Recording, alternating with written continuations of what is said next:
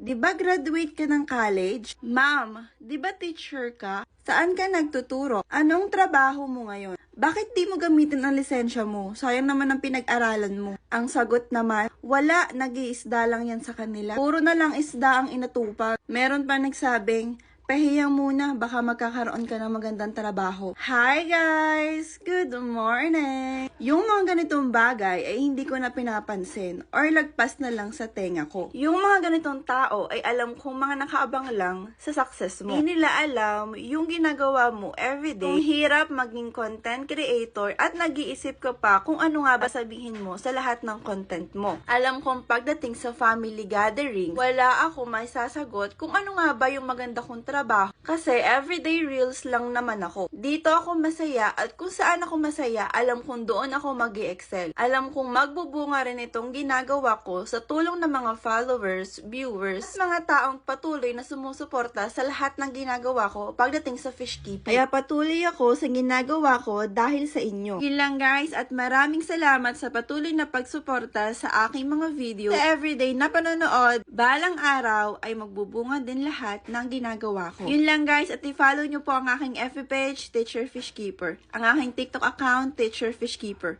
Yun lang guys, follow me for more. Bye!